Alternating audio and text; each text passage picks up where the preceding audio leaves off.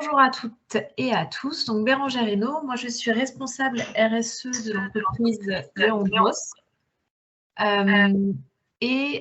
Donc du coup, donc Léon Gross, on est une entreprise de construction principalement.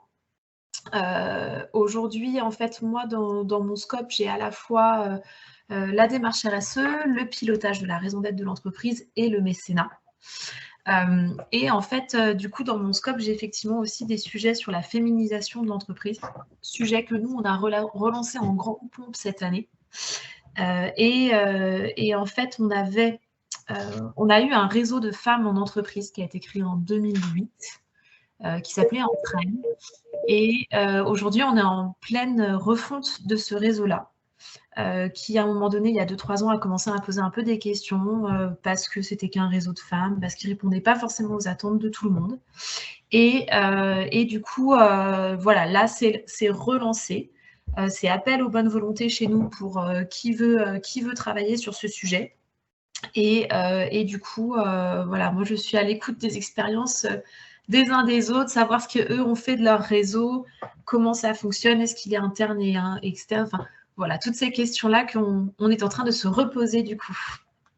Donc, c'est un nouveau départ chez Léon Gross. C'est un nouveau départ, exactement. Voilà, donc secteur BTP, hein, bâtiment et travaux publics, vous faites les deux. Bâtiment et travaux publics, immobilier et activités de transition écologique. D'accord, oui, donc c'est très large en termes de secteur. Ouais. Merci beaucoup. Alors peut-être Armelle, si vous voulez poursuivre, comme on vous voit, voilà, la caméra. Bien sûr. Et ben alors, donc justement, moi je travaille avec Bérangère Hainaut chez Léon Gross. Je suis chargée de mission RSE. Donc, je travaille avec elle sur tous ces sujets, et notamment plus les sujets sociaux, donc insertion et féminisation. Et donc, je vais être aussi amenée à travailler sur toute cette réflexion de comment animer ces réseaux dans l'entreprise. Donc, voilà, l'idée, c'est d'écouter encore une fois les expériences des autres et pouvoir réfléchir à comment nous, on va faire ça chez nous et partager aussi les expériences qu'on a pu avoir. Merci beaucoup. Merci. Donc, souhait de partage d'expérience. Alors, je vois Laure Dubourget. Je viens de lire que vous avez une nécessité ou un impératif en cours de réunion. Donc, n'hésitez pas à vous déconnecter quand vous en avez besoin, à revenir parmi nous ensuite. Et effectivement, c'est intéressant de vous donner la parole donc, dès à présent. Donc, bonjour, Laure Dubourget. Je fais partie de Saint-Gobain. Et effectivement, on a un réseau également qui s'appelle WIN, Women in Network, qui a été activé dans la région Île-de-France très récemment et de manière un peu plus large, même si effectivement ça a commencé sur quelque chose qui était très orienté pour les femmes. Aujourd'hui, on essaye de traiter l'inclusion et le bien-être dans l'entreprise de manière un peu plus large, pour inclure également les hommes. Donc, réseau mixte, hein, avec des hommes. On a beaucoup travaillé avec Saint-Gobain, on a démarré en PACA à l'époque et Sud-Ouest. C'est une démarche nationale et progressive par différents bassins géographiques, donc très intéressante à suivre également. Ouais. Alors, je vois Sylvie Dreano, donc AXA. Oui, bonjour à toutes. Sylvie Dreano, donc chargée de recrutement chez AXA. Je n'ai pas en charge la politique RSE, mais ça fait quand même partie de mon périmètre. Alors chez nous, la mixité, c'est très large. Donc ça part de la politique de parentalité, aussi promouvoir les femmes dans les postes de direction. Donc il y a des engagements forts de l'entreprise pour avoir une équité sur les postes de dirigeants, cadres. Et on est presque aux 50% là, dans notre COMEX. Donc ça, c'est une vraie réussite de l'entreprise. La mixité, c'est aussi un réseau Mixine qui existe chez AXA France depuis quelques années, où on met en lumière finalement des réussites de femmes sur des postes commerciaux, mais pas que aussi, montrer que les femmes sont aussi sur des postes à responsabilité et aussi sur des réseaux commerciaux, ce qui est souvent plus difficile justement par rapport à une femme dans sa carrière professionnelle. Donc ça, c'est un engagement fort aussi de mettre en lumière des femmes en réussite sur des postes dits d'hommes. Par contre, ce qu'on s'est rendu compte, c'est que le réseau Mixine est souvent partagé par des RH principalement, et on aimerait finalement que des collaborateurs puissent intégrer aussi ce réseau Mixine et que ce ne soit pas que les RH qui animent et co-animent ces ateliers. Donc ça, c'est quelque chose qu'on souhaite mettre en avant, en tout cas pour 2022, sur ce réseau Mixine, faire intervenir plus de collaborateurs dans ces instances-là. Peut-être mettre en place des fonctions d'ambassadeur du réseau, avec, bon, c'est sur la base de la bonne volonté, hein, du volontariat, mais ça peut fonctionner, on l'a vu dans certaines entreprises, notamment chez Saint-Gobain, qui a mis en place des réseaux d'ambassadeurs, hommes-femmes d'ailleurs, et si on arrive à l'animer, à le maintenir sur la durée, c'est très efficace en termes de relais. Merci beaucoup Sylvie. Alors, qui souhaite poursuivre par voilà, sa présentation de l'entreprise et puis où vous en êtes en réflexion, création, on a vraiment tout type d'expérience actuellement. Alors, Laurence Barré, peut-être du coup pour Suez, on a vu sur les réseaux sociaux notamment que ça bouge beaucoup chez Suez en ce moment sur ces sujets. Et beaucoup d'autres. Oui. Oui, donc bonjour, enchantée d'être parmi vous. Alors chez Suez, on a depuis longue date des réseaux dans le monde, mais on a relancé, nous, le réseau en France il y a 1 an maintenant, et il s'appelle, alors c'est un réseau de femmes et de mixité, il s'appelle Women. Effectivement, enfin, je rebondis par rapport à ce que vous venez de dire, parce que nous, notre objectif, c'était vraiment de mailler l'ensemble du territoire français. Et du coup, on a organisé le réseau avec, alors on a un comité de pilotage et on a un référent par région au sein du comité de pilotage. Et ensuite, on a des ambassadeurs, effectivement, qui animent les groupes en région. Et c'est un réseau mixte. Et donc, c'est un réseau mixte. Actuellement, on a 15% d'hommes. Alors, au bout d'1 an, voilà, on est à peu près à 700 adhérents et on a 15% d'hommes dans le réseau.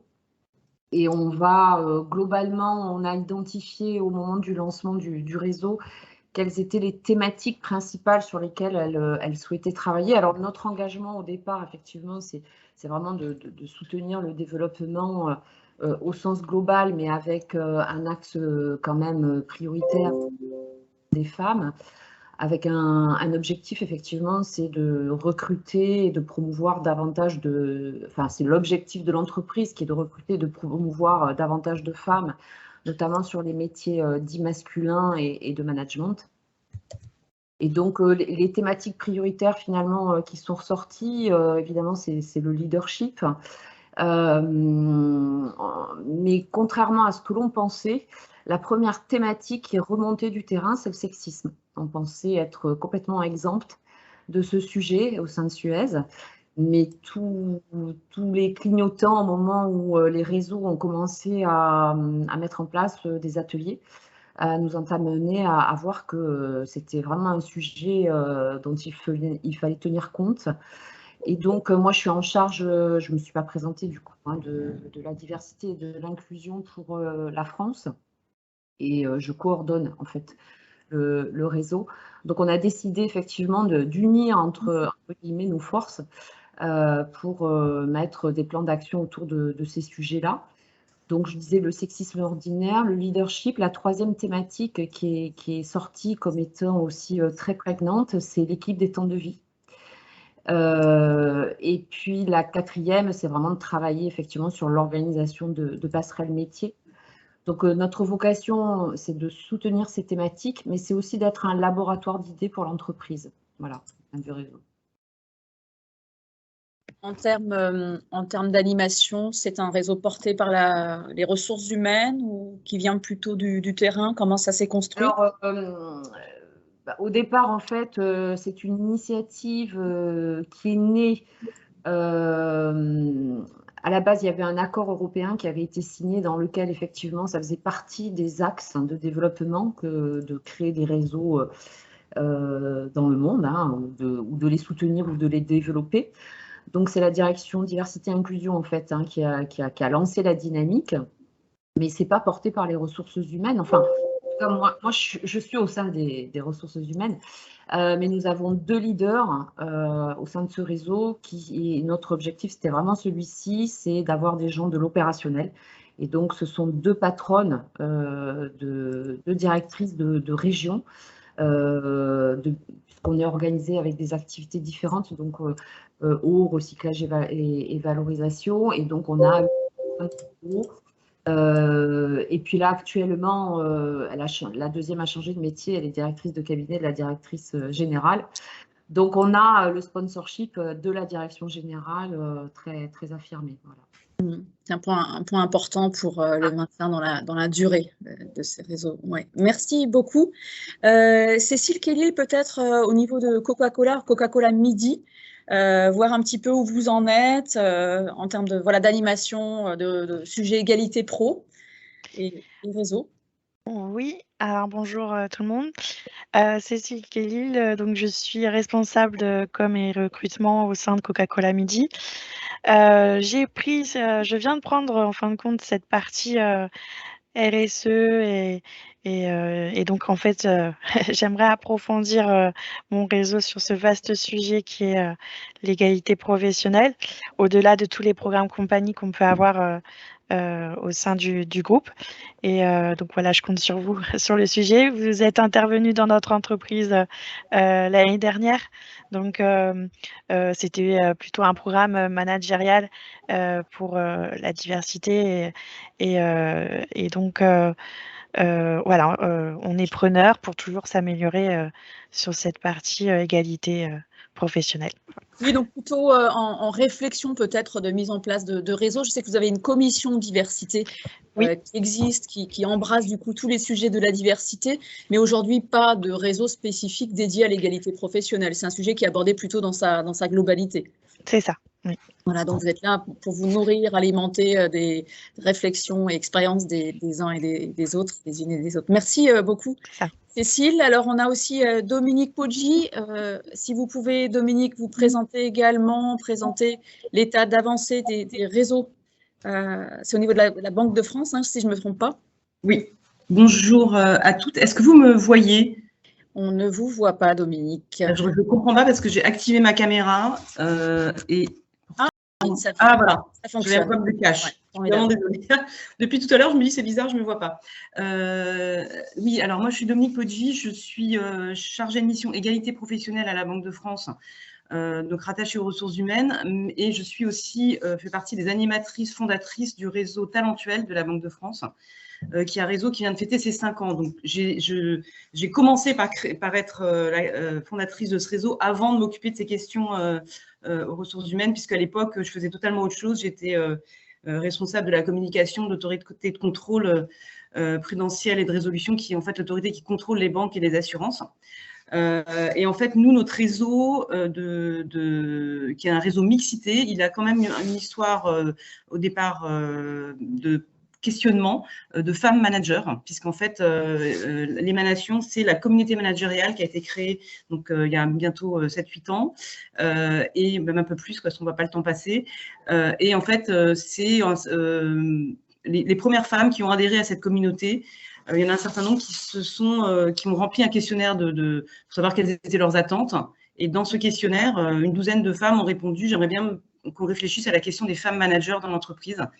On a commencé à se réunir, les animatrices de cette communauté managériale nous ont mis en contact.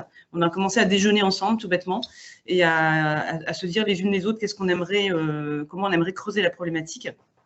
Moi, il se trouve que je venais de terminer un executive master à Sciences Po en communication, et le thème de mon mémoire portait sur les réseaux professionnels féminins et les stratégies de communication que ces réseaux pouvaient mettre en place pour tenter de faire bouger le plafond de verre. Vaste programme, mais qui m'avait permis de me mettre en contact avec un certain nombre de réseaux déjà préexistants. Et donc, on est parti de ça. Donc maintenant, le réseau Talentuel, il a 5 ans. On a fêté nos 5 ans en octobre de l'année dernière, avec un festival qu'on a organisé sur toute une semaine. On a un peu plus d'1 millier, 1030 au dernier comptage d'adhérents, ce qui représente grosso modo 10% du personnel de la Banque de France, même un peu plus maintenant. Et on a à peu près 25% d'hommes. Et 25%, c'est intéressant de noter aussi, 75% de cadres en fait. Donc notre problématique, depuis le début, notre objectif, c'est de lutter contre les stéréotypes et de permettre à tous les talents de s'épanouir dans l'entreprise. Alors autour de ça, on a fait beaucoup d'actions depuis 5 ans, comme vous pouvez l'imaginer. Aujourd'hui, on est organisé, on a un comité de pilotage qui s'appelle le COMEL, qui se réunit tous les 2 mois. Donc on est une douzaine d'animatrices qui animons ce comité de pilotage. On a un sponsor aussi, Je pense que pour les réseaux qui sont en train de se créer, c'est extrêmement important d'avoir cette notion de sponsor. Une de nos premières démarches à notre création, ça a été de savoir qui pouvait être notre sponsor. On a fait tout un démarchage qui est assez symptomatique de qui pouvait nous sponsoriser. On est parti à l'époque tout en haut de l'entreprise avec les fonctions occupées par des femmes pour savoir qui voulait nous soutenir.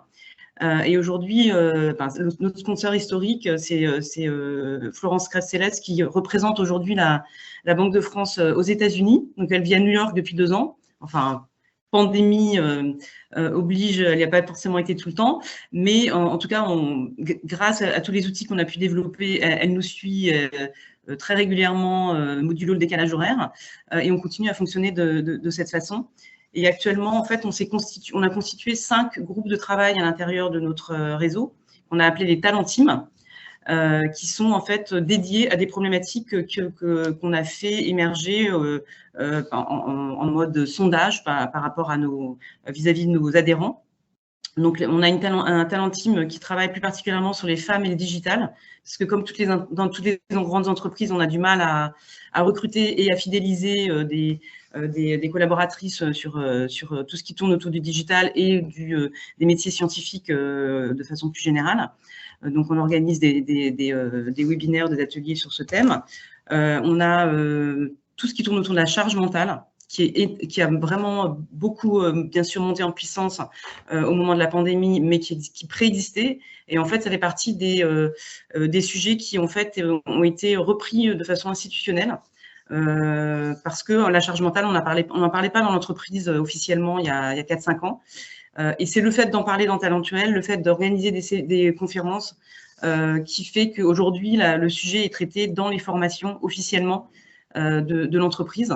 Donc, c'est vraiment ce positionnement de think tank sur lequel on essaie d'être le plus actif pour dire l'entreprise, quand elle ne se saisit pas encore de certains sujets, on essaie de les amener de les évoquer, nous, dans notre réseau et de faire qu'ils peuvent se concrétiser.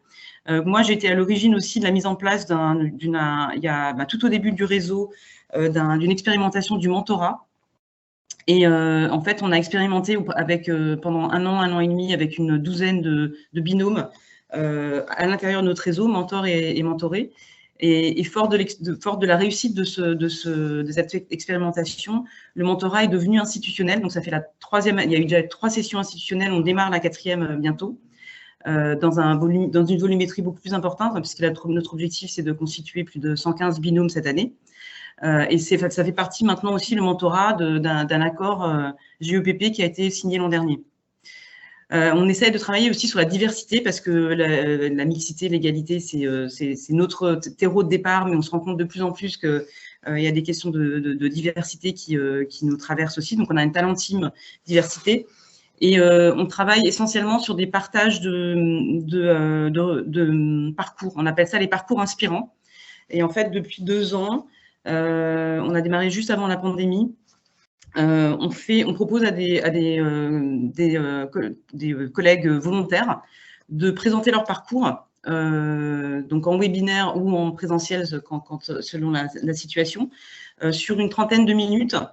Et alors, c'est des parcours très divers. On a des collègues qui ont évoqué le fait qu'ils sont en situation de handicap, des collègues qui ont évoqué des parcours très variés avec des changements, un mix privé, carrière professionnelle avant de rentrer à la Banque de France comme contractuel. Il y a des personnes qui ont voulu parler de leur homosexualité. Enfin, il y a vraiment des personnes qui nous ont expliqué comment le sport leur permet de mieux manager leurs équipes. Enfin, voilà, on a une dizaine de parcours comme ça qui ont été présentés et c'est très interactif même quand c'est à distance.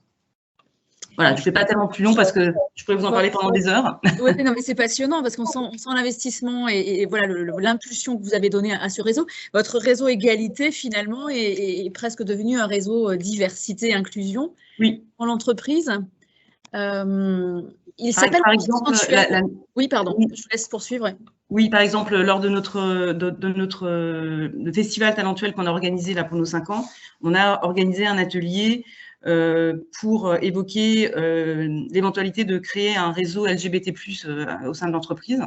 Donc, pour l'instant, c'est un réseau qui existe à l'extérieur, mais qui n'est pas reconnu officiellement au sein de l'entreprise. Et donc, du coup, on a organisé un atelier d'échange avec le réseau LGBT+ de BNPP et le réseau LGBT+ de France TV.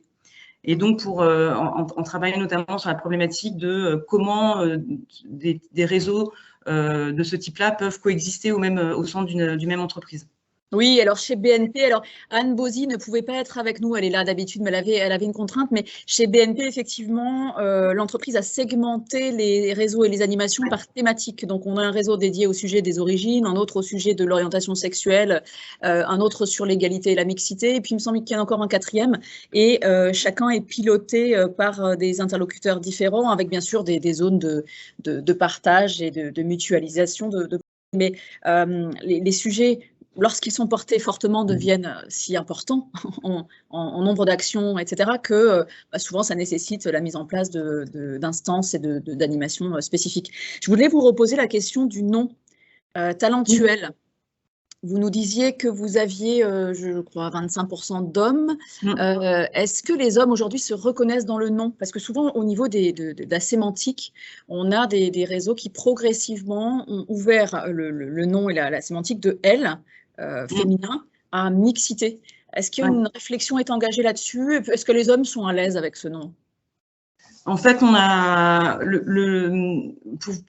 quand on a choisi le nom, en fait, on a fait un appel à la créativité des personnes qui commençaient à s'intéresser au réseau avant même qu'il existe. Et donc, on avait plusieurs noms qui avaient été proposés. Ensuite, on a mis au vote sur notre réseau social d'entreprise, qui est notre communauté sur laquelle on se retrouve, qui est une espèce de petite Facebook interne, même si il n'est pas aussi pas hyper convivial, mais en tout cas, il a l'intérêt d'être accessible à l'ensemble des collaborateurs, même les collaborateurs qui sont là temporairement, les stagiaires, etc. Et donc, c'est ce nom qui avait recueilli le plus de votes. Et donc, c'est celui qu'on a adopté dès le départ, sachant que dès le départ, on était mixte. Donc, on a quand même le réseau est très connu. On a une forte identité par rapport à son nom. Et jusqu'à présent, on a effectivement quelques personnes qui nous disent « mais pourquoi talentuel ?» Mais finalement, les hommes, ça ne les dérange pas. Ceux qui s'investissent, ce n'est pas ça qui va les déranger. Oui, parce que la notoriété est suffisante pour que les hommes n'aient pas à se justifier sur le fait d'y adhérer et d'y être investis. C'est normal, c'est perçu comme normal par tout le monde dans l'entreprise. Et parce qu'on ne s'est jamais créé comme étant un réseau féminin. Oui. Dès le départ, on a été mixte. Même si la réflexion, comme je vous l'ai expliqué, émane de femmes, bon, c'est quand même une étiquette qu'on continue à avoir et qu'on essaye de justement mettre en place des actions pour décloisonner le fait qu'on n'est pas que des femmes, qu'on n'est pas que des cadres. C'est compliqué parce que ça nous colle vraiment à la peau. Mais bon, voilà, au fur et à mesure des nouveaux adhérents, on essaie de faire des démarches. Là, j'étais encore il y a 2 jours pour faire une présentation plus institutionnelle, mais j'ai quand même parlé du réseau à tous les nouveaux collaborateurs qui viennent d'entrer dans l'entreprise depuis septembre de l'année dernière. Et donc, on essaye d'essaimer la bonne parole de cette façon, sans que ça soit obligatoire, bien sûr. Merci beaucoup, Dominique. Alors, on a aussi Corinne Casse de la Banque Postale avec nous. Corinne, si vous voulez un petit peu nous dire où vous en êtes, vous, côté peut-être groupe La Poste et Banque Postale spécifiquement. Bonjour à toutes et à tous. Ah non, on n'est que des filles. Dommage. Oui, c'est vrai. Oui. Alors, le réseau, donc c'est un réseau égalité professionnelle uniquement. C'est un réseau qui a existé au départ uniquement pour les managers de haut niveau. Et puis, il y a 2 ans à peu près, ça s'est étendu à tout le monde. Donc, c'est un réseau de la Poste Group. Et moi, je suis plus particulièrement, je me resitue moi, je suis référente accessibilité numérique pour la Banque Postale. Voilà. Je dirais qu'à la Poste Group, on a une majorité de femmes, en gros. Par contre, du côté des directions informatiques, ben, on est comme partout ailleurs. On est en minorité, donc je dois dire que c'est surtout côté effectivement IT que les femmes s'engagent un peu plus. Dans ce réseau, on a à la fois des hommes et des femmes, nous. Même si c'était, ça n'a pas été non plus annoncé comme uniquement féminine. Et puis, on a quelques difficultés, par exemple, sur la partie, effectivement, IT.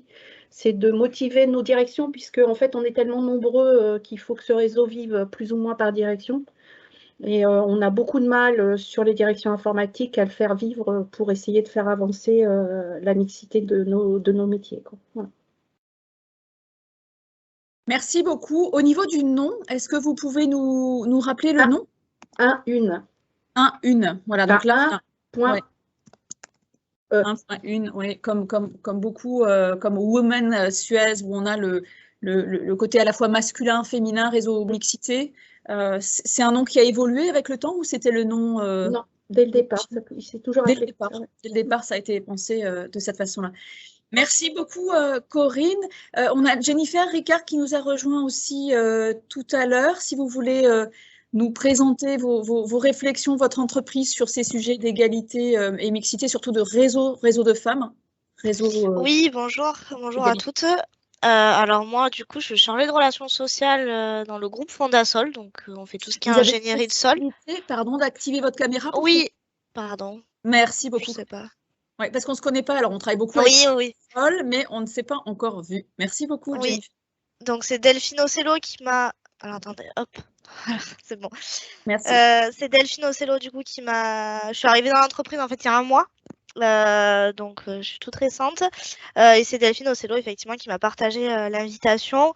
Donc nous on est vraiment au tout début de la réflexion parce que à date on fait des actions mais un petit peu perlées sur l'égalité professionnelle.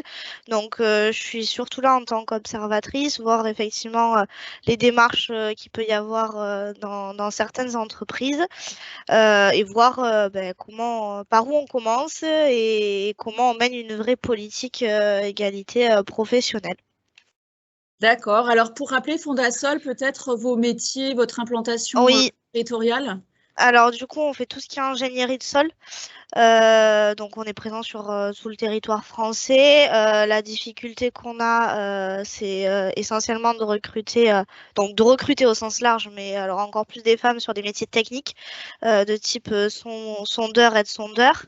Et sur la population ingénieure et direction région, on est de plus en plus, enfin, il y a de plus en plus de femmes qui sont dans l'entreprise.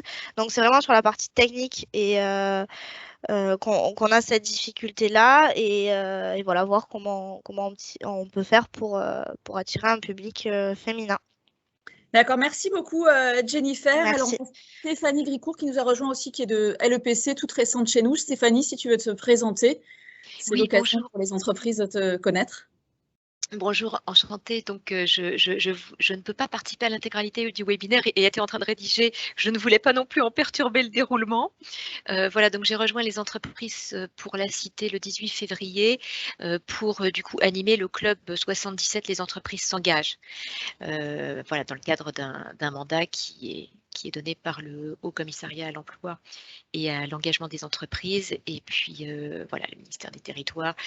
Voilà, donc on est sur des chartes d'entreprise, sur différents indicateurs, dont la mixité. Voilà, certaines entreprises présentes auront peut-être l'occasion de travailler directement avec toi dans le cadre du club. Donc, bienvenue parmi nous. Et donc, c'est un sujet, l'égalité pro, que vous traitez un petit peu aussi dans le cadre du club avec les entreprises, sur le volet inclusion des femmes, public fragile. Enfin, c'est des choses qu'on...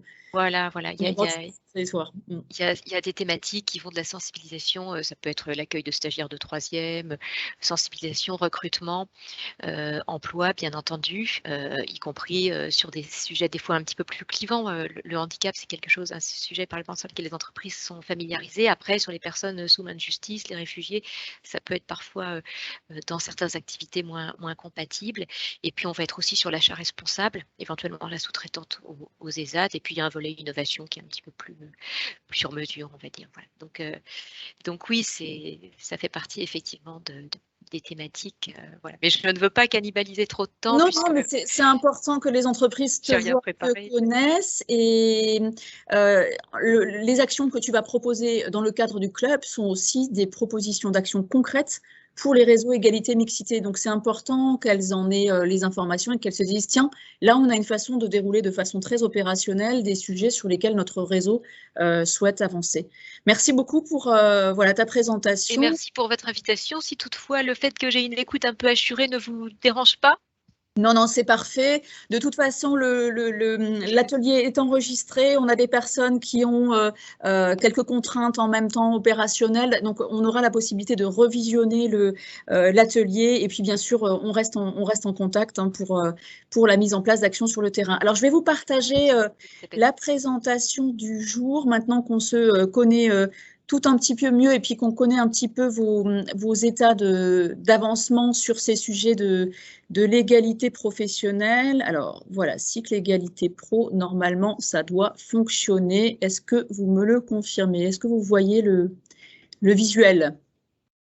C'est bon? Oui. Parfait. Alors une question que j'ai oublié de vous poser, c'est l'histoire des cadres et des non-cadres. On a parlé du nom de l'entreprise, enfin du nom de vos réseaux, on a parlé de la date de création, aussi la question de l'ouverture aux hommes. Les réseaux égalité professionnelle deviennent de plus en plus des réseaux mixité, avec vraiment une volonté des hommes de s'y associer, de s'impliquer, puis de faire avancer ces sujets d'égalité et de mixité dans l'entreprise. On a eu quelques entreprises qui se sont posées la question de l'ouverture aux non-cadres. Souvent, lorsque ces réseaux démarrent, on a plutôt une population cadre qui s'investit. Est-ce que certaines d'entre vous restent sur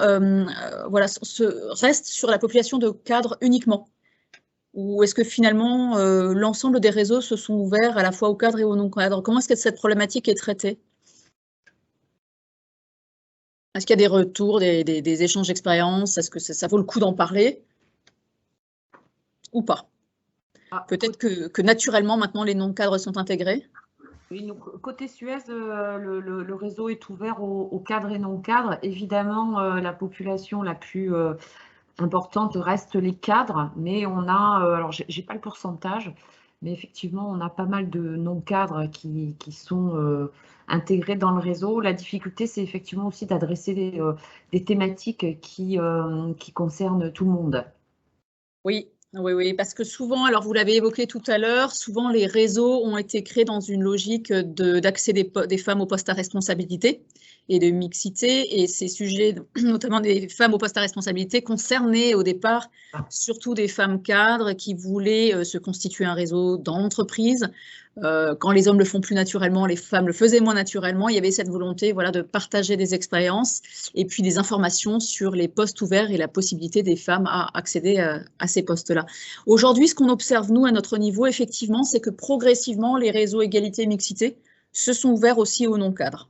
On n'a pas beaucoup d'expériences d'entreprises qui sont exclusivement concentrées sur les cadres, mais en effet, on a une problématique d'accès à l'information, parfois de mobilisation, d'outils. Enfin, la population non cadre est parfois un peu plus contrainte par les postes occupés, à moins de liberté pour se mobiliser, participer aux réunions, que ce soit entre midi et 2, que ce soit le soir ou sur du temps de travail. Donc, il y a un sujet de leur possibilité en fait de participer, puis aussi de la relation avec le manager qui autorise et qui libère du temps. Donc on pourra peut-être, si vous le souhaitez, aussi parler de façon très opérationnelle sur les temps de rencontre. Quels sont les meilleurs moments? Est-ce que par expérience, vous vous dites, tiens, on fait plutôt ça entre midi et 2? Est-ce qu'on fait ça le soir? Enfin, c'est des choses très opérationnelles, mais qui sont importantes, notamment pour l'animation des réseaux sur la durée. Lorsqu'on le lance, tout va bien. Au début, il y a beaucoup d'enthousiasme, etc. Et puis après, sur la durée, maintenir tout ça, eh bien, ça repose souvent sur des contraintes un peu organisationnelles qu'on pourra évoquer. Je voulais vous rappeler simplement également les différents ateliers qu'on avait abordés dans le cadre du cycle égalité professionnelle. Toutes n'ont pas pu participer aux différents échanges. Certaines en ont vu beaucoup et ont participé. On a abordé dans le cadre de notre cycle égalité déjà beaucoup de thématiques de l'égalité professionnelle, donc aussi bien l'accès des femmes aux postes à responsabilité, la mixité des métiers, les stéréotypes de genre, le sexisme et le harcèlement sexuel, l'implication des hommes dans les sujets d'égalité et de mixité, l'équilibre des temps de vie, la suppression des inégalités de rémunération. Aujourd'hui, on est sur la mise en place et l'animation des réseaux égalité-mixité. On va parler également en mai prochain, ce sera le 20 mai, c'est toujours les vendredis matins, 9h30, 11h, on va parler de rôle modèle. Ça fait vraiment écho à une de vos demandes. Vous nous aviez signalé la nécessité d'échanger sur les rôles modèles qui sont des éléments puissants de mobilisation dans les politiques égalité, mixité, et puis aussi d'orientation notamment de jeunes filles vers vos métiers lorsqu'ils sont méconnus ou lorsqu'ils sont perçus comme très masculins. Donc c'est un sujet qu'on va traiter prochainement. Et puis également encore un atelier sur la mixité dans les métiers techniques et scientifiques, dont la date sera programmée prochainement. Pour celles qui n'ont pas encore eu l'occasion d'y aller, sachez qu'on a mis en place sur Internet un outil de partage de tous ces cycles d'ateliers, de tous ces ateliers, puisque les ateliers sont enregistrés, donc disponibles en replay. Donc vous pourrez visionner les replays sur ce site. On vous renverra après cet atelier le lien. Et puis sur ce site sont également mis à disposition un certain nombre d'outils qui vous permettent d'avancer sur tous ces sujets.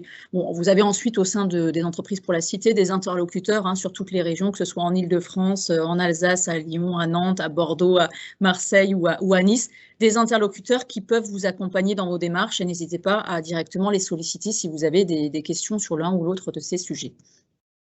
Pour rappel, les entreprises pour la cité,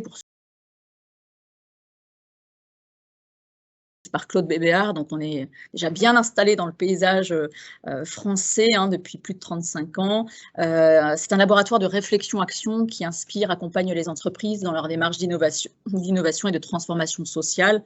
On est vraiment dans une logique de co-construction, on fait avec vous. Ce sont les entreprises qui nous révèlent leurs problématiques, leurs enjeux, et nous, on est là pour les accompagner, partager les expériences et les aider à avancer plus vite. On anime un certain nombre de dispositifs. Stéphanie et représente notamment le dispositif Les entreprises s'engagent, qu'on porte dans plusieurs territoires, notamment dans le 77, le 92 et le 06. Et puis, on est également très identifié sur la charte de la diversité qu'on pilote à l'échelle nationale, plus de 4000 entreprises et structures signataires, une initiative qui date de 2004.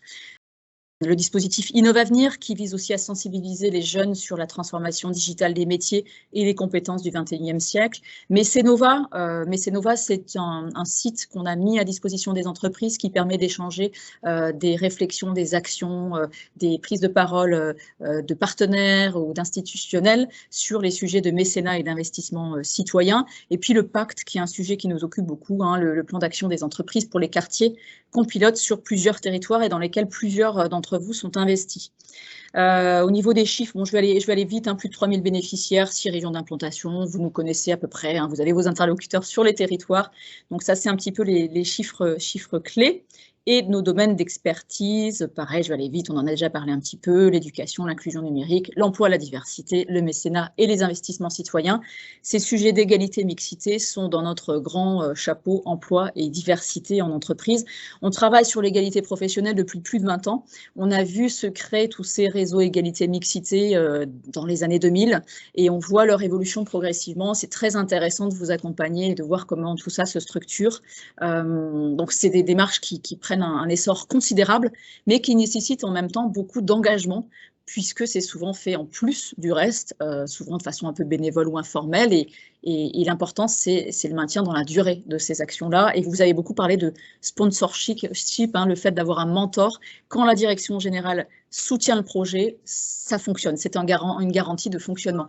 Quand le réseau n'est pas porté par la direction ou qu'on n'a pas de mentor, on a parfois des phénomènes d'essoufflement, nécessité de relancer, on a un peu évoqué le sujet tout à l'heure avec Léon Grosse, parfois on a des réseaux qui se montent, qui ont été montés il y a déjà quelques années, et puis avec le temps, c'est parfois difficile de les maintenir, donc on est là vraiment à vos côtés pour échanger sur ces sujets, vous aider à maintenir les actions et à leur donner encore plus d'ampleur.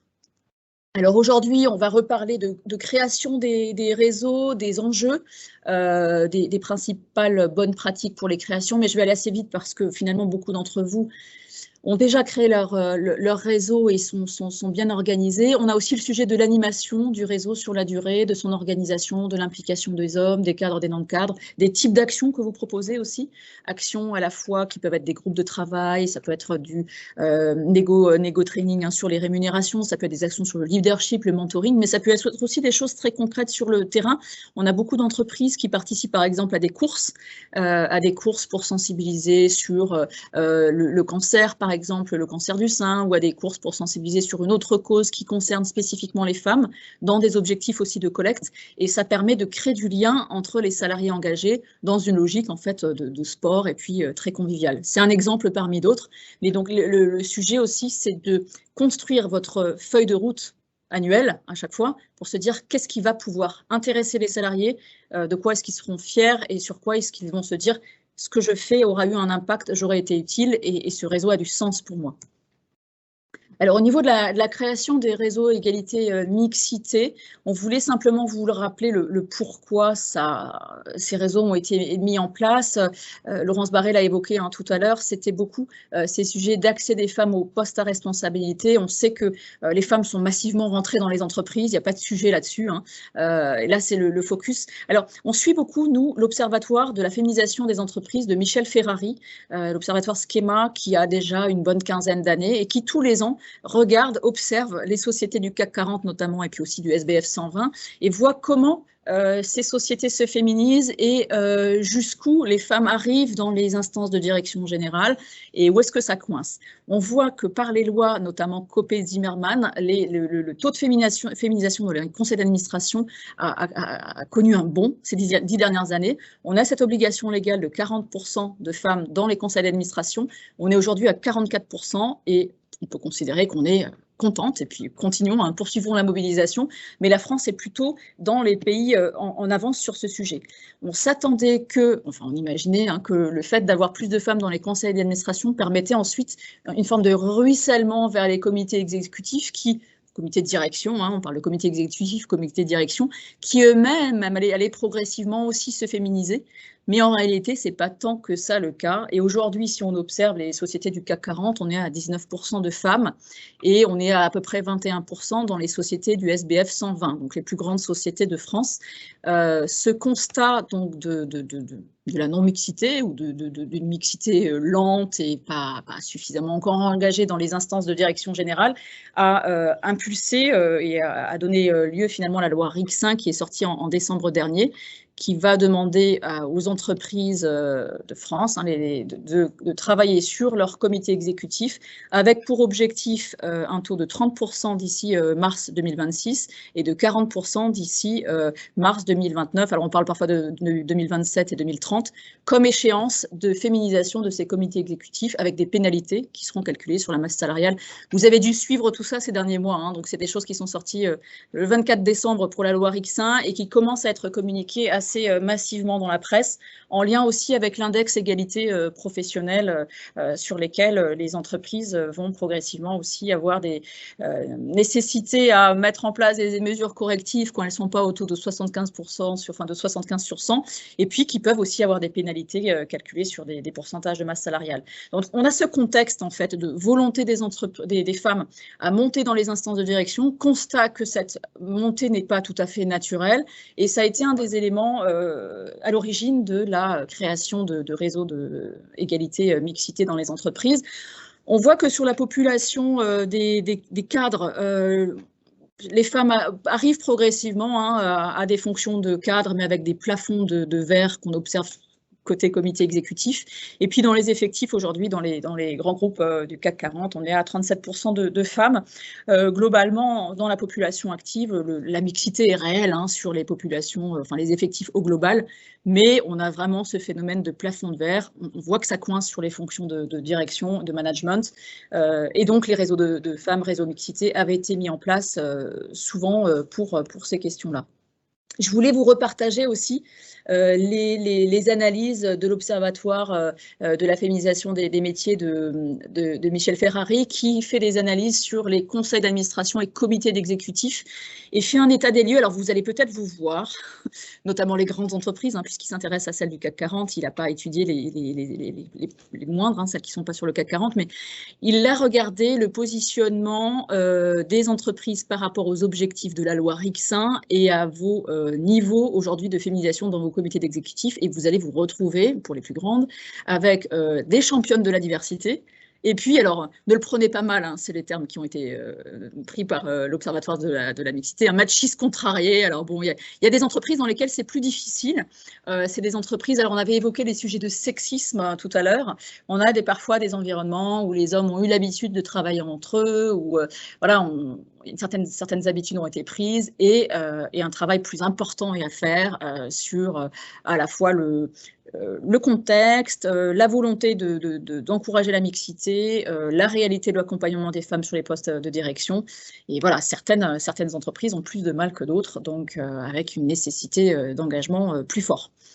C'est intéressant de voir où vous vous positionnez aujourd'hui et quel est l'effort encore à fournir, notamment pour atteindre l'objectif de 30% de femmes dans les comités exécutifs d'ici 2017, donc impératif de la loi Rixin. Alors, ce qui est à noter aussi, il y a 102 femmes parmi les 513 membres des comités exécutifs des entreprises du CAC 40, donc 19,88% des effectifs. 5 entreprises n'ont aucune femme dans leur comité exécutif, 6 entreprises n'ont qu'une seule femme, 10 entreprises ont 2 femmes dans leur COMEX, 6 en ont 3, etc. Et puis, on a des entreprises beaucoup plus féminisées aujourd'hui, notamment Air Liquide, Dassault Systèmes, L'Oréal et Vivendi, où les femmes d'ailleurs des COMEX prennent beaucoup la parole, sont très visibles, sont des rôles modèles, clairement. On les voit beaucoup sur les réseaux sociaux, elles travaillent beaucoup sur ces sujets-là.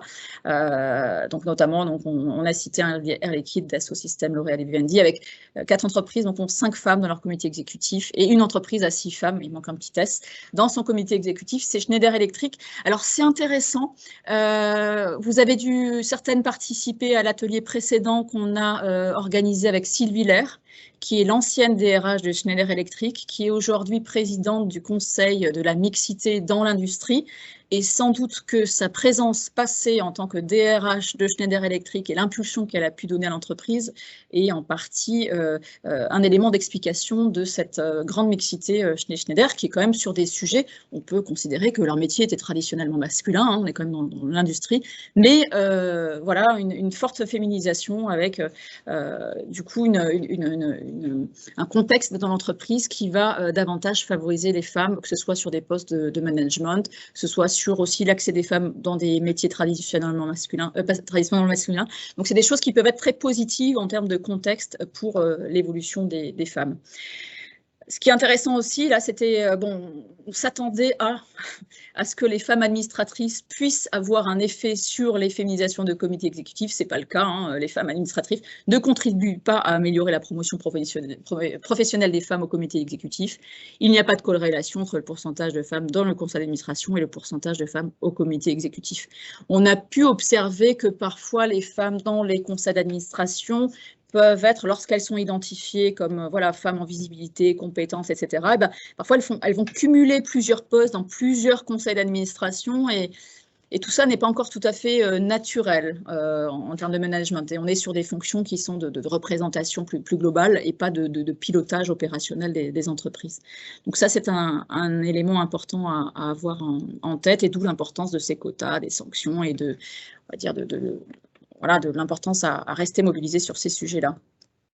Également, donc, féminisation du comité exécutif de l'encadrement. Donc, tout à l'heure, on avait le schéma sur les conseils d'administration. Là, vous voyez au niveau de l'encadrement, les Amazones, les entreprises plus féminines, avec, pareil, un positionnement sur notamment les femmes cadres, où est-ce qu'on se positionne, et avec des entreprises qui, pour le coup, sont très, très, très féminisées et qui se positionnent plutôt comme des entreprises en avance sur ces sujets-là, que ce soit L'Oréal, Hermès, LVMH, Kering, Danone, donc, qui sont connus comme très engagés sur ces sujets depuis longtemps. Le plafond de verre aussi entre population cadre et le comité exécutif, ça c'est un sujet intéressant. Dans quelle mesure les entreprises, alors c'est très grand groupe, hein, mais ça permet de réfléchir et penser, vous pouvez aborder la même réflexion quelle que soit la taille de vos entreprises, c'est réfléchir à la présence des femmes cadres dans l'entreprise et leur capacité à évoluer progressivement vers les comités exécutifs. Et donc, là, encore une fois, c'est l'Observatoire de la féminisation des métiers qui a mis ça en place, cette analyse, avec des prix, le prix orange de la promotion professionnelle et le prix citron du plafond de verre. Est-ce que l'entreprise utilise son vivier de femmes cadres pour recruter des femmes dans son comité exécutif, et donc un ratio de proportion de femmes cadres et capacité à évoluer en interne, avec des entreprises un petit peu mises en rouge, là, difficulté à faire évoluer, accompagner l'évolution des femmes, Essilor, LVMH, Hermès, L'Oréal, AXA. On a des volumétries de possibilités de vivier de femmes qui pourraient évoluer, mais pas de corrélation immédiate avec les comités exécutifs. Et dans ceux qui apparaissent plus dans les bons élèves, Engie, Unibail, Rodamco, Dassault Systèmes, Publicis et Pernod Ricard. Donc voilà, c'est une analyse que vous pouvez faire dans vos entreprises, vivier et capacité à évoluer, analyse de monter en puissance et en responsabilité dans l'entreprise. Alors, quel intérêt des réseaux égalité pour l'entreprise et ses salariés? On a identifié beaucoup de raisons d'engager ces réseaux égalité dans l'entreprise. C'est à la fois un booster de carrière, se rendre visible, mieux comprendre aussi la clientèle féminine, développer de nouveaux produits, améliorer ses relations clientèle. On sait que souvent, notamment dans le B2C, plus de 50% des clients sont des femmes. Et puis dans l'industrie, alors souvent on utilise l'exemple de la voiture, on pourrait penser que les actes d'achat dans l'industrie sont masculins, mais pas forcément. L'exemple de la voiture, c'est l'homme qui va présenter 3 modèles de véhicules qui semblent les plus compatibles en termes de budget, en termes de puissance, en termes de design, etc. Et souvent, au fin du fin, ça va être la femme qui va décider. Donc, les entreprises en ont pris conscience de ce pouvoir décisionnaire des femmes sur l'acte d'achat. Et donc, c'est important pour le coup que des femmes évoluent dans l'entreprise de manière à pouvoir aussi répondre aux attentes et mieux comprendre le besoin de la clientèle. On a les sujets aussi d'amélioration de la communication, les sujets de RSE plus globalement, faciliter le transfert des compétences et des savoirs dans l'entreprise, bénéficier de l'expérience et de conseils de collaborateurs plus expérimentés. Donc vraiment, on parlait de mentoring, que les femmes aussi puissent développer leur réseau, se connaître, identifier, repérer, être accompagnées par des femmes qui ont pu évoluer, bénéficier de leur expérience. Lutter contre le plafond de verre, avoir une image responsable vis-à-vis des actionnaires, limiter l'autocensure aussi. Alors on pourra évoquer les sujets de négo-training et autre accompagnement de femmes qui parfois se freinent. Donc l'idée là, c'est de les débrider, de leur dire non, allez-y, il n'y a pas de difficulté, vous avez les compétences. Souvent aussi, sur les évolutions de carrière, on dit que lorsqu'on nomme une femme, elle va souvent demander une formation ou se dire j'ai que 8 compétences sur 10, est-ce que les 2 qui me manquent vont être problématiques, etc. Les hommes se posent moins ces questions-là. Donc vraiment, l'idée, c'est d'accompagner les femmes dans leurs aspirations et leur évolution et accroître l'activité, développer l'image de l'entreprise, fidéliser les talents, faire de l'entreprise une entreprise dont on est fier. Et c'est quelque chose de très important aujourd'hui dans une situation de pénurie de talents, où c'est de plus en plus difficile, alors certainement évoqué, là je pense à Fondasol, mais c'est le cas de beaucoup d'entreprises autour de la table, c'est qu'on a de plus en plus une chasse au talent, une difficulté à attirer, que ce soit des garçons ou des filles, des hommes ou des femmes.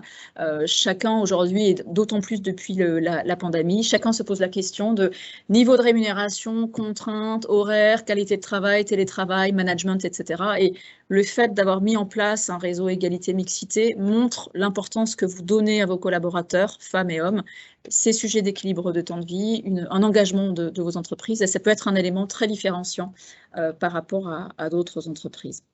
On a fait des fiches pratiques sur ces sujets d'égalité, mixité et réseau de femmes.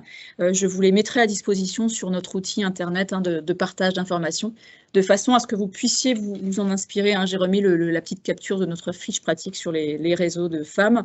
On a d'ailleurs cette fiche et on a aussi un petit livret un peu plus étoffé qu'on a rédigé il y a quelques années déjà avec un listing en fait de noms d'entreprises ayant créé des réseaux avec le nom, la date de création, les types d'actions mis en place et les axes sur lesquels les réseaux égalité interviennent. Donc ça pourrait être inspirant pour vous et source de réflexion.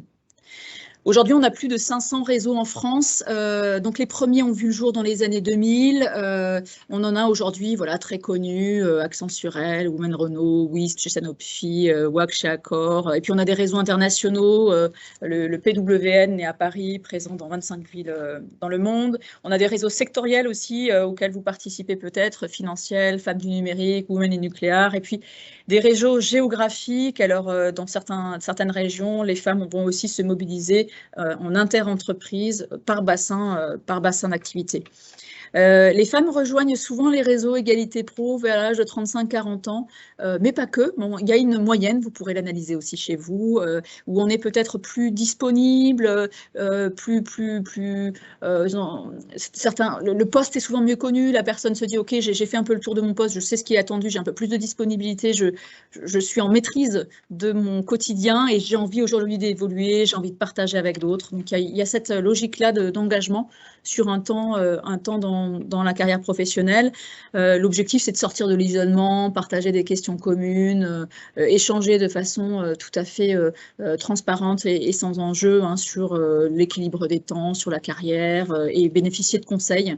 C'est ce que font les hommes aussi et c'est tout à fait intéressant que les hommes s'investissent dans les réseaux. Alors, souvent, les plus sensibilisés à ces sujets-là, ce sont les salariés parents, hommes qui vont eux-mêmes avoir des contraintes d'organisation, des impératifs, ou parfois on peut observer aussi les hommes en fin de carrière qui eux-mêmes ont des filles et qui se rendent compte que ces sujets d'égalité professionnelle ne sont pas si évidents que ça, et qui du coup aussi en tant que parents se disent il faut que j'agisse sur le sujet, il faut que je déconstruise tous ces stéréotypes, il faut que je travaille sur le sexisme, parce que ce n'est pas encore acquis et que c'est vraiment un sujet de tous les jours. N'hésitez pas à m'interrompre si vous avez des questions, des remarques. Voilà, n'hésitez pas.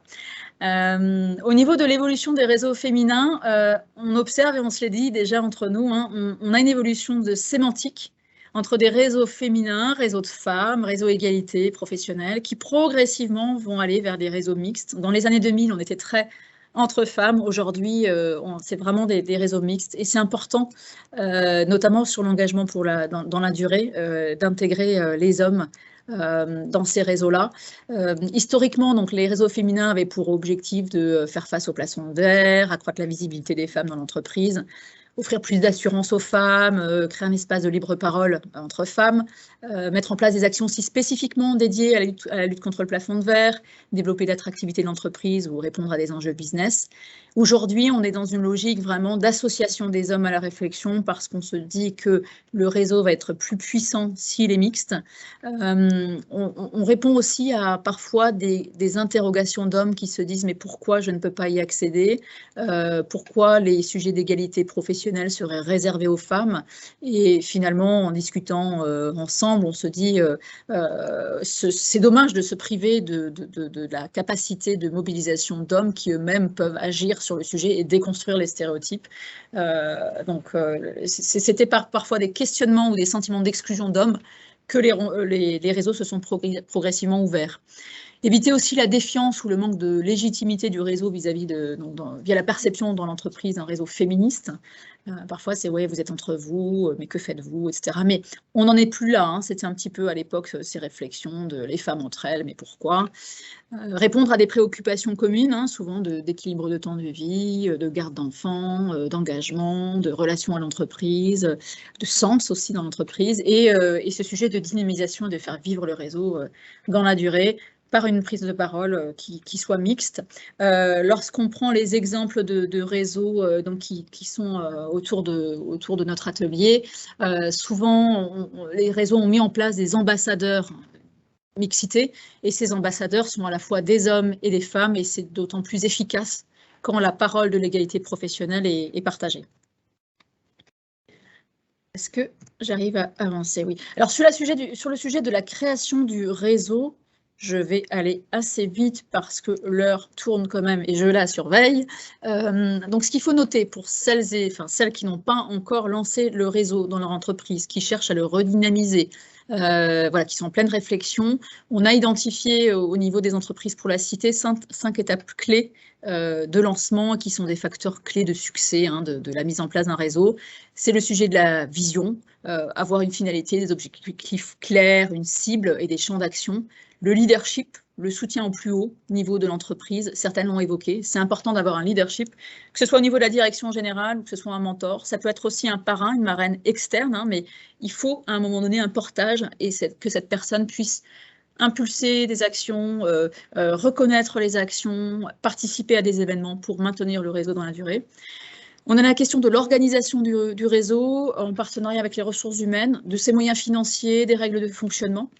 On a pu observer dans certaines entreprises, alors c'est rare, mais ça existe et il faut l'avoir en tête, parfois des petites frictions entre les réseaux égalité-mixité et les fonctions ressources humaines quand les RH ne sont pas associés au réseau et quand les réseaux deviennent puissants, parce que ça peut devenir un petit peu une autre organisation à côté de l'entreprise qui prend de l'ampleur, qui prend du pouvoir et qui travaille sur les sujets d'égalité professionnelle qui sont eux-mêmes des sujets RH apportés par les ressources humaines. Donc c'est important que les réseaux travaillent de concert avec les RH, les ressources humaines, pour pouvoir partager les expériences, partager les questionnements, partager les réussites et les objectifs. Et c'est toute l'importance de l'articulation sur qui pilote, comment, avec qui. Alors on a abordé un peu le sujet tout à l'heure, souvent la RH peut impulser et ensuite nommer des ambassadeurs qui ne soient pas forcément des ressources humaines. C'est important de lâcher la bride aussi, que ce ne soit pas exclusivement des ressources humaines, mais on ne peut pas le faire sans la fonction RH. Et puis ces sujets de communication, le nom, alors on a parlé de l'évolution du nom aussi, alors de plus en plus les réseaux sont clairement affichés mixtes, mais ça peut être intéressant aussi de garder, comme l'a fait la Banque de France, un nom clairement sur l'égalité les femmes, si c'est bien expliqué et que les hommes se sentent inclus avec un nom même qui affiche clairement l'égalité et les femmes talentuelles, et que voilà, quand suffisamment d'hommes y sont associés, qui n'ont pas assez justifié par rapport à ce nom, tout fonctionne. Le sujet du logo aussi, des supports de communication utilisés, les fréquences de rencontres, le sujet des horaires de rencontres aussi, et puis l'évaluation. Donc tous ces sujets sont importants à avoir en tête au moment de la création. C'est un peu comme tous les projets, c'est quels sont nos objectifs, où est-ce qu'on va, comment on évolue, qui pilote, etc. et quand, et quels sont les différents jalons. Je ne vais peut-être pas aller dans le détail de tous ces éléments-là, parce qu'ils sont peut-être un petit peu trop longs, mais je vais vous les mettre sur le support en ligne, de façon à ce que vous ayez voilà, des éléments un petit peu plus détaillés, à la fois sur la vision, sur la question de la visibilité. Je vais les passer un peu plus vite là, parce qu'on ne va pas avoir le temps dans la demi-heure qui nous reste de tout dérouler. Mais on a fait là un récapitulatif un peu plus détaillé de la vision, la finalité, les objectifs, comment recruter, comment intégrer, les sujets abordés au quotidien, les cibles. Alors on a évoqué cadre, non-cadre, périmètre géographique, femmes, hommes, les champs d'action. Alors ça, je voulais y revenir tout à l'heure avec vous, mais c'est plutôt sur l'animation. Quels sont les types d'actions que vous allez mener? Alors on a parlé de mentorat, on peut avoir du coaching aussi, des formations et des ateliers de sensibilisation, notamment sur le marketing de soi, les stéréotypes de genre, le leadership, savoir construire son réseau, la gestion du temps. L'idée, c'est de proposer une feuille de route et des ateliers qui soient utiles pour les hommes et les femmes impliqués dans le réseau. Donc, certains ont parlé de questionnaires amont. Je sais que chez Saint-Gobain, ça a été fait, on l'avait fait ensemble d'ailleurs. C'est en amont, au moment de la création, demander aux femmes et aux hommes de l'entreprise ce qui est attendu, ce qui n'est pas encore installé, ce qui pourrait être utile pour eux. Et de ces attentes-là, proposer des ateliers, des séquences, des temps dans l'entreprise où les uns et les autres vont être accompagnés sur des besoins très, très spécifiques. Et puis, il y a des temps de convivialité, de petits déjeuners, d'échanges, les soirées de networking. Ce qui est important, c'est maintenir le côté informel. Que les personnes engagées dans les réseaux ne se disent pas « je fais ça uniquement dans le cadre de mon poste », mais qu'ils se disent « je fais ça aussi pour le plaisir, pour les rencontres, pour le réseau, et ça me permet d'aller au-delà de ma fonction ». Donc le côté convivial est très important pour maintenir le réseau dans la durée.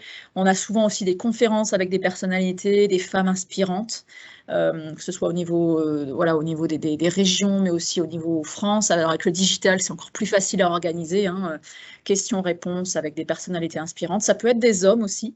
des hommes engagés dans les sujets d'égalité professionnelle, et ça permet du coup que les hommes se reconnaissent davantage dans ces sujets-là, et puis des actions sportives, associatives, de solidarité. Donc tous ces sujets-là sont à réfléchir en amont au moment de la création, et je les évoque un peu longuement parce que c'est aussi des points importants dans l'animation du réseau. C'est qu'il faut, pour que ça tienne dans la durée, que la feuille de route soit claire et que les personnes se sentent associées à un projet. Donc il faut une animation, une programmation avec des dates et puis des temps forts et sympathiques. Alors au niveau du pilotage, on en a parlé, penser à intégrer un représentant RH, éventuellement correspondant à égalité, définir le rôle et les responsabilités de chacun. Certaines parmi vous sont très impliquées dans l'animation, hein, on a pu l'entendre. Voire après, peut-être vous pouvez créer des commissions par thématique, communication, action, engagement, leadership, etc. Avec un plan de rotation aussi pour que les équipes ne s'essoufflent pas, parce que c'est quand même des activités qui sont réalisées en plus des postes assumés. La question des moyens financiers aussi, du budget, où trouver le budget, qui sont les services, instances qui peuvent soutenir, quelles sont les règles de fonctionnement, et puis un guide de bonne conduite éventuellement avec l'identité du réseau, le règlement intérieur. Alors, on pourra en reparler, je ne sais pas si vous êtes allé jusqu'à ce détail-là, du règlement intérieur ou des coordonnées des membres, etc. Mais ça peut être intéressant pour les nouveaux de se dire, est-ce qu'il y a une fiche qui explique le réseau, est-ce qu'on a des consignes, qu'est-ce qui est attendu de moi, etc. Donc, souvent, les nouvelles personnes s'impliquant dans les réseaux demandent des outils rédigés pour pouvoir comprendre ce à quoi sert le réseau. Sujet de nom, de logo, support de com, intranet, newsletter, etc. Fréquence des rencontres, on l'a évoqué. Et l'évaluation, les indicateurs, le rapport annuel, des actions correctives éventuellement. Alors, le terme est peut-être un petit peu fort, mais se dire, tiens, on a fait ça, on fait un débrief, retour d'expérience. Est-ce que ça a été utile? Qu'est-ce que les participants en ont pensé? Est-ce que ça a permis d'accentuer la visibilité de notre engagement sur l'égalité professionnelle dans l'entreprise et peut-être à l'extérieur? Est-ce que cette action permet d'encourager ou d'attirer de nouveaux talents? Donc, c'est très important à l'issue des actions de se prendre le petit temps de retour d'expérience et faire évoluer la programmation pour les mois et les années à venir. Alors, sur la question de l'animation, c'est très imbriqué, hein, création et animation. Alors, on crée, lorsqu'on crée, on est hyper dynamisé, on a plein d'idées, etc. Après, le sujet, c'est et sur la durée. On a parfois des réseaux qui s'essoufflent parce que c'est de la bonne volonté, c'est de l'engagement, c'est du militantisme parfois. Puis les gens se disent, bah, je fais ça en plus, c'est entre midi et deux, j'en peux plus. Donc, c'est important de penser au long terme et à l'animation. Et sur ce point-là, voilà, je voulais prendre un petit temps encore pour échanger ensemble sur les types d'actions que vous proposez, sur les horaires, sur les bonnes pratiques en termes de réunion, en termes de pilotage. Est-ce que vous arrivez à faire tourner les responsabilités? Est-ce que les ambassadeurs sont tout le temps les mêmes, toujours les mêmes? Est-ce qu'il y a une forme de reconnaissance? Est-ce que leurs managers sont impliqués et savent quel est l'engagement de ces personnes impliquées? Donc là, si vous le voulez bien, hein, je vais arrêter le partage parce que en termes de contenu, hein, on a fini, hein, sur la partie descendante. J'aimerais qu'on échange sur le quotidien, sur les temps de réunion, sur les horaires et sur les types d'ateliers proposés, si vous le voulez bien. Alors, je vais arrêter, comme ça on pourra se revoir plus en grand. Est-ce que ça marche? Il est arrêté le partage? Oui, c'est bon. Ah bah c'est bon. Voilà, donc je ne sais pas si vous avez en tête là, les dernières idées de l'animation des réseaux. On a parlé de mentoring, on a parlé d'ateliers développement personnel, ça peut être négo training, etc. Les éléments de networking, ça peut être des formations, marketing de soi, des actions de sensibilisation à l'externe, des interventions aussi dans le monde de l'éducation. Alors, on le fait beaucoup avec certains d'entre vous déjà, c'est faire intervenir des femmes dans des métiers techniques auprès de jeunes filles et de jeunes garçons à l'école. Et ça, après, ils en sont super contents, très fiers. Ils vont retourner dans l'entreprise en se disant, bah, voilà, j'ai été utile, ça a du sens pour moi. Et les sujets de conférence, les outils de com. Alors, je ne sais pas si vous voulez réagir sur votre quotidien, sur ce qui se passe bien, ce qui est plus difficile à faire. Retour d'expérience. Oui, bah, alors nous, chez Léon Gross ces derniers temps, donc, on a adhéré à Elle Bouge pour en janvier. Et c'est vrai qu'on a eu beaucoup de participation, par exemple, dans des collèges auprès de 3e et des interventions aussi auprès de 6e, justement pour présenter ces métiers techniques, avoir ces retours. Et c'est vrai que ça a beaucoup plu. Après, on a vraiment eu des retours avec des jeunes filles qui venaient poser les questions sur les parcours qu'ils pouvaient avoir quels étaient les parcours, comment ça se passait dans le quotidien de ces femmes. Mais c'est vrai que la problématique qu'on a aujourd'hui, c'est que eh bien, on a 3 femmes qui font ça. Et que du coup, en fait, sur chaque événement, on revient solliciter ces 3 mêmes femmes. Dès qu'on a un interview à faire, bah, est-ce que vous auriez du temps? Est-ce que... Et en fait, le souci, c'est que ces femmes, elles sont super motivées et elles adorent faire ça. Mais à un moment, elles ne peuvent pas répondre à tout. Et on a déjà un peu cette remarque de, voilà, ça commence à me prendre beaucoup de temps. Et c'est vrai qu'aujourd'hui, on a vraiment cette problématique de trouver comment arriver à mobiliser d'autres personnes qui soient aussi volontaires, qui soient aussi proactives dans la démarche et qui vont venir s'engager sans devoir toujours aller tirer quelqu'un pour que les actions ne repassent pas sur 3 personnes et qu'au final, ces personnes nous disent, bon, ben, on va arrêter parce que ça prend trop de temps. Donc, c'est vrai, je sais pas dans les autres entreprises si vous avez réussi à... Après, si les réseaux sont déjà plus nombreux, peut-être que ça facilite parce qu'on a plus de monde, mais nous, on a vraiment cette problématique aujourd'hui.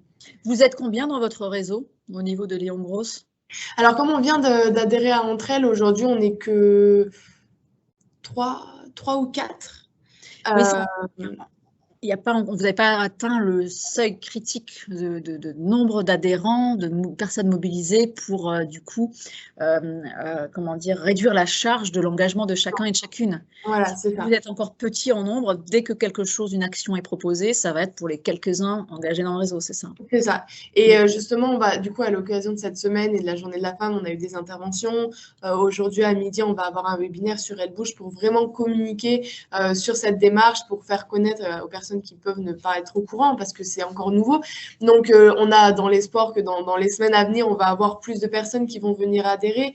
Mais voilà, c'est encore tout nouveau et comment impliquer des personnes et justement donner cet élan à tout ce mouvement-là, c'est pas simple. Est-ce que les autres participants, vous avez des retours d'expérience là-dessus? Est-ce que d'emblée, le réseau a été très gros parce qu'il était impulsé par un mentor ou une mentor hyper charismatique et donc il n'y a pas eu ce sujet de surcharge d'engagement de quelques personnes seulement?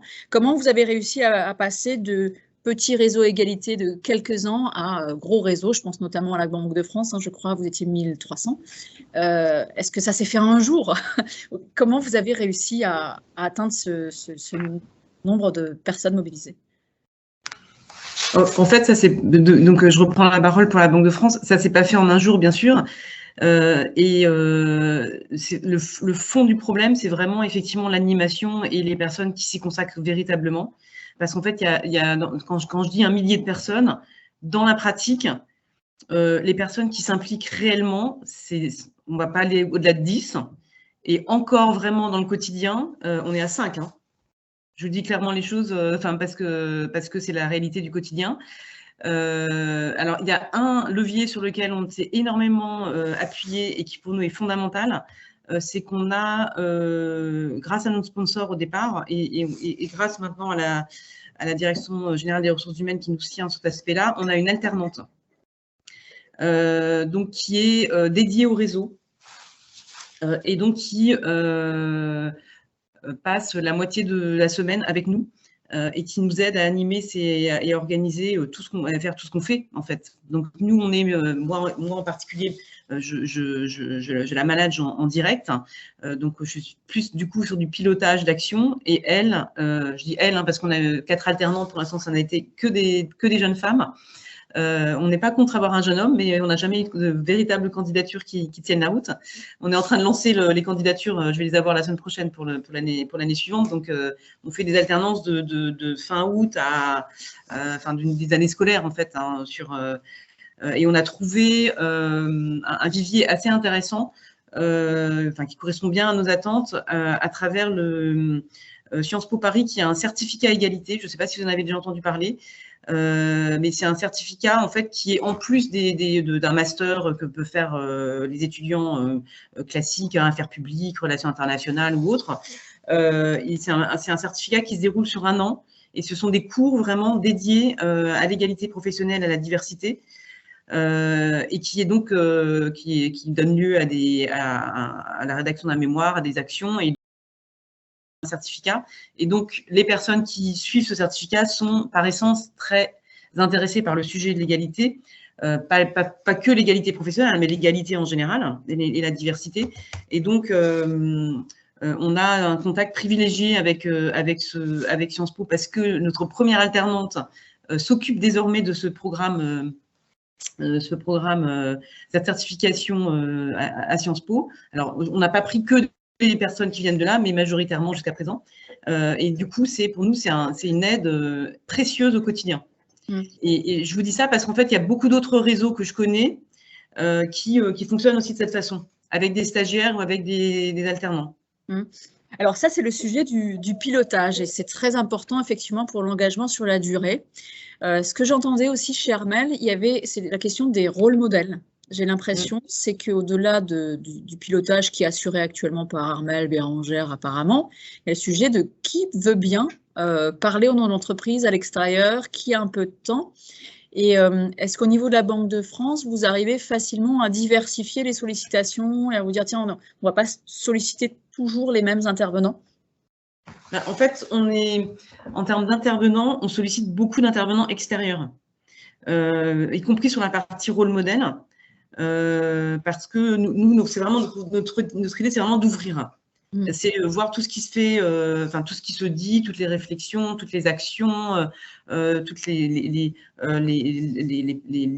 comment dire, des publications qui peuvent sortir sur des sujets. Donc, dès qu'on voit, on fait beaucoup de veille. Donc, on parlait tout à l'heure dans la présentation de newsletter. Donc, tous les mois, on a une newsletter qui est poussée à nos adhérents. Et notre newsletter est toujours construite de la même façon. On va faire un retour sur les actions qu'on a déjà menées. Et comme ces derniers temps, c'était beaucoup des webinaires, on essaye d'avoir des replays qu'on met à disposition pour les personnes qui n'ont pas pu se connecter en direct. On va annoncer notre agenda sur les prochains événements à venir et on fait une veille thématique très très large sur des podcasts, sur des ouvrages, sur des conseils sorties expos, sorties de livres, de séries. Enfin voilà, on présente aussi souvent d'autres réseaux qu'on connaît. Et donc du coup, ça donne un terreau de réflexion à tous nos adhérents et ça permet aussi, on a mis en place pour fêter nos 5 ans, on était à 900 et quelques membres, on a dit non mais là pour les 5 ans le challenge c'est 1000, il faut passer absolument les 1000 et donc on a mis en place un jeu, un petit challenge auprès de nos adhérents en leur disant on a préparé une espèce de petit de mail de type ou de petits tickets qu'ils pouvaient renvoyer à des personnes qui connaissaient en leur disant ceux qui vont nous permettre d'avoir de nouveaux adhérents, vous aurez des cadeaux au bout. Alors, après, on avait acheté des goodies avec une petite gourde, un petit top bag, etc. Et donc, on leur a distribué les goodies. Et donc, les 5 qui ont fait adhérer le plus de personnes autour d'eux ont eu ces cadeaux. Donc, c'était assez sympathique. Bon, alors après, on se fait rappeler à l'ordre parce qu'on n'avait pas déposé le règlement du jeu auprès du déontologue. Mais bon, c'est pas grave, ça, on l'a fait, on l'a fait a posteriori. Il nous en a pas voulu. Mais voilà, ça peut être des petits trucs comme ça sympas. Je sais qu'il y a d'autres, ça on n'a pas réussi à le faire parce qu'on n'a pas encore on n'est pas revenu encore en mode présentiel, mais il y a des réseaux qui font ça et qui disent quand je vais, pour attirer des hommes par exemple, quand je m'inscris à une conférence ou à un atelier, je viens forcément avec un homme. Voilà, c'est des petits trucs comme ça qui permettent de faire du bouche à oreille. Ouais, on l'entend beaucoup ça. Ouais, on l'entend beaucoup. C'est je viens accompagné d'un homme ou d'une autre personne de façon à générer de l'engagement, créer un peu de la cooptation, de l'émulation. Ok, merci. Est-ce que le truc aussi, juste pour finir, on dit systématiquement aux personnes si elles ont des idées sur la thématique qu'elles voudraient traiter, un livre qu'elles ont lu, etc. De systématiquement nous le dire. Si elles ont envie de s'impliquer, je dis toutes les bonnes volontés sont toujours les bienvenues. Et donc, on ne parle pas du principe que on n'est pas du tout sectaire sur quoi que ce soit. C'est-à-dire que si quelqu'un vient en nous disant « j'aimerais parler de tel sujet », mais welcome tout de suite. Mais du coup, c'est une façon d'intégrer les personnes en leur disant « si tu veux parler du sujet, ok, mais avec qui, comment, qui tu contactes, etc. » Et donc, ce n'est pas parce qu'on est un réseau d'animatrices, entre guillemets, identifiées. Le réseau d'animatrices, il change tout le temps, en fait. Il y a un noyau dur qui est vraiment assez dur. Et après, tout autour, ça change en permanence. Donc, il y en a qu'on voit tout d'un coup, hop, on ne les voit plus, bon, bah, tant pis. Il y en a d'autres qui arrivent, hop, si elles arrivent et qu'elles sont volontaires, tout de suite, on les intègre. On ne dit pas, ah oui, mais non, il faut que tu passes tel test ou je ne sais pas quoi. C'est si quelqu'un a envie de faire quelque chose, tout de suite, on l'intègre dans notre team de plus active. D'accord, donc même si c'est juste ponctuel sur un sujet en particulier, vous l'intégrez. Exactement. Ok, bon, bah, merci beaucoup pour toutes ces informations. Et alors, je voulais juste rebondir sur, vous expliquer que dans votre newsletter, par exemple, vous parlez de l'agenda des événements à venir. Et quand vous communiquez sur les événements à venir, est-ce que derrière, vous avez une action d'aller chercher les gens et leur dire, bah voilà, est-ce que vous voudriez participer à ça, ce serait bien, ou vous communiquez et après, généralement, les gens, vous avez tout de suite des retours et eux, dans leur démarche, ils sont proactifs et ils vont se dire, bon, je peux participer, ou vous êtes quand même constamment à dire, bon, je vais aller chercher des personnes pour participer aux événements. Alors, ce qu'on fait, c'est qu'en général, les événements qu'on organise, donc on les annonce dans la newsletter, mais on fait aussi une invitation spécifique, donc on pousse auprès de nos adhérents. On n'envoie jamais, de toute façon c'est interdit dans notre système, on ne peut pas pousser une invitation à tous les collaborateurs de l'entreprise, c'est pas permis et techniquement c'est pas possible. Mais par contre, ce qu'on fait, c'est qu'une fois qu'on donne la primeur en fait de l'inscription à nos adhérents, parce qu'on a toujours un nombre de places limité, même si avec le webinaire on peut aller jusqu'à 200, c'est assez large. Quand c'est dans une salle, forcément on a un nombre limité. On laisse toujours un temps d'inscription uniquement pour nos adhérents. Et une fois qu'on voit a priori, les adhérents se sont déjà bien inscrits, mais qu'il nous reste des places, à ce moment-là, on demande à nos collègues de la com interne de publier une annonce dans notre agenda, l'agenda corporate sur l'intranet. Okay. Et donc comme ça permet et ça a extrêmement bien fonctionné pendant le confinement, pendant les différents confinements, parce que en fait on crée des webinaires sur on parlait tout à l'heure de quand organiser les réunions, donc on essaye de diversifier. Nos collègues en province, dans le réseau, ils font beaucoup des petits déjeuners, parce que c'est plus leur mode de fonctionnement, ils arrivent tôt, et donc ils font ça avec le café, etc. Nous, alors historiquement, on en a fait aussi, mais on a fait pas mal d'afterwork aussi, plutôt autour de 18h, au moment du lancement de notre réseau. Et là, on fait pas mal aussi de choses sur le temps du déjeuner, mais on essaie de ne pas être trop long, c'est-à-dire qu'en ce moment, on fait 11h30, 12h30 par exemple. Comme ça permet aux personnes de se connecter à distance, d'écouter ce qui se passe et après quand même d'aller prendre leur pause déjeuner pour ne pas les bloquer. Et du coup, on essaye de varier les temps en fait. Ça, c'est très intéressant. Ouais, vous ne faites pas toujours tout entre midi et 2 ou toujours tout le matin ou le soir. Et ça permet effectivement de correspondre aux contraintes des uns et des autres et d'offrir une certaine liberté dans l'inscription aux différents ateliers. C'est très ouvert de ce que j'entends en termes de thématiques. Il y a une proposition d'action et de thématiques très, très large avec une organisation aussi hyper souple, ce qui fait que les personnes se sentent plus libres de venir en fonction de leurs contraintes. C'est vraiment très, très ouvert ce que vous proposez. Oui, c'est vraiment l'idée. Et en fait, là, on va conserver, même en espérant qu'on puisse enfin revenir dans du vrai présentiel à plus long terme, on va conserver quand même le principe de l'hybride. C'est-à-dire que même si on fait du présentiel dans notre auditorium, parce qu'il y a aussi Paris et la province, nous, on est constamment confrontés à ça, parce qu'on est au siège, c'est bien, mais on a tous nos collaborateurs, la moitié des collaborateurs de la Banque de France, ils sont en province. Donc, il y a toujours cette frustration de se dire, ah bah, ils organisent des trucs à Paris, mais chez nous, on n'a rien. Donc, on va continuer à faire maintenant que les outils aussi nous le permettent, à faire de l'hybride, c'est-à-dire dès qu'on fait quelque chose, même en présentiel, à permettre la connexion à distance. Et vice-versa, parce que nos collègues qui sont dans le réseau, là, on a, par exemple, je pense à la fin de l'année dernière, en décembre, nos collègues de Grand Est avaient organisé une conférence sur les femmes et l'entrepreneuriat qui avait lieu à Reims.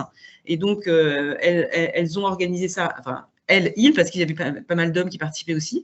Donc, ils étaient à Reims, à la Banque de France de Reims, c'était filmé. Et nous, on a pu se connecter à distance, les membres du réseau Talentuel de toute la France. Et aujourd'hui, quelles sont les actions qui fonctionnent le mieux, sur lesquelles vous arrivez à fédérer le plus de monde? Est-ce que ce sont des actions de type webinaire? Est-ce que ce sont des actions de terrain autour du sport ou de la culture ou je ne sais quoi? Est-ce que vous avez pu analyser ce qui correspond le plus aux attentes? Ça peut être des formations aussi, la confiance en soi. Alors, on travaille pas mal avec nos collègues de la direction de la formation. On n'est pas identifié comme formateur. C'est vraiment plutôt des sessions de sensibilisation, des webinaires, donc des présentations de livres. Là on a fait le 8 mars, on a fait intervenir une jeune femme qui est une sportive de haut niveau et qui nous a expliqué comment, qui a fait du foot mais qui fait du trail maintenant, comment elle a tiré des enseignements de son parcours de sportive de haut niveau pour développer sa confiance en elle. Et donc, au départ, elle nous avait proposé le leadership au féminin. Alors, moi, je fais très attention à ces questions de leadership au féminin parce que pour moi, c'est recréer de nouveaux stéréotypes de dire qu'il y a du leadership féminin ou du leadership masculin. Donc, on est plutôt sur des thématiques plus globales. On avait intitulé ça « Comment atteindre son Everest personnel » ou quelque chose comme ça, pour rester très ouvert.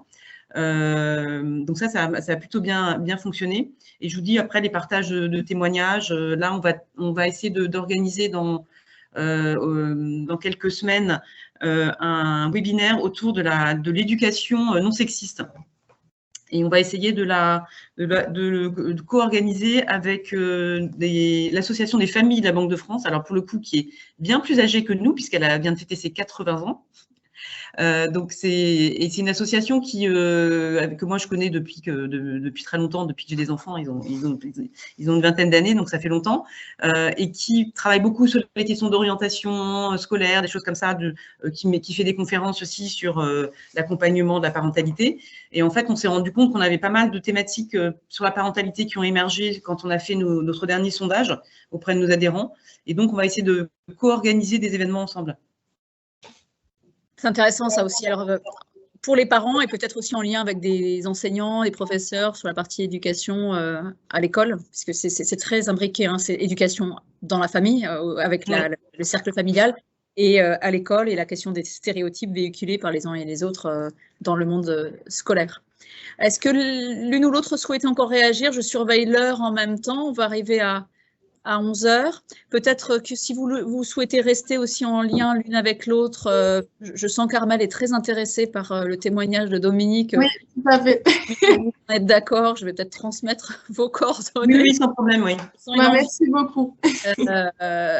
Voilà, et puis donc prochain atelier, ce sera le 20 mai. Sur les rôles modèles. Alors, ça pourra répondre d'ailleurs, Armelle, à la suite de vos questions, hein, sur l'identification de rôles modèles, des témoignages, ce qu'on attend d'eux, etc. Et ça fait écho à une demande qui nous avait été formulée par une entreprise participante au cycle. Donc, rendez-vous sur ces thématiques égalité pro le 20 mai, toujours même créneau, 9h30, 11h, sur le sujet des rôles modèles. Vous avez certainement également en vue l'ensemble des ateliers, événements LEPC France. On a des cycles très important d'ateliers France entière sur beaucoup de thématiques, notamment manager les singularités, le handicap, etc. Faites-nous signe si jamais vous ne recevez pas les infos, mais au-delà de ces sujets égalité pro, on travaille sur tous les sujets, donc on a dit, hein, emploi, éducation, mécénat, etc. Donc vous devriez recevoir par ailleurs d'autres invitations. Merci. Je me permettais juste avant de vous quitter, je vous ai mis dans le chat la référence de 2GAP, c'est le réseau qui s'appelle Gender and Governance Action Platform. C'est un réseau de réseaux, en fait, auquel qui a fêté ses 2 ans. Là, on a un gros événement en début de semaine. Donc, Talentuel fait partie des réseaux fondateurs de cette association. Et en fait, c'est une association qui regroupe maintenant plus d'une 60aine de réseaux du secteur public et du secteur privé. Et c'est vraiment un lieu d'échange hyper privilégié sur toutes nos pratiques. Donc, je vous ai mis le lien sur le site internet. Il y a un contact possible. Moi, je peux servir de relais aussi pour le contact. On cherche toujours de nouveaux adhérents aussi. Donc, si ça peut vous intéresser, c'est assez aidant pour le développement de propres réseaux. D'accord, ben, on note. Merci beaucoup, Dominique, pour ce partage. On ira voir.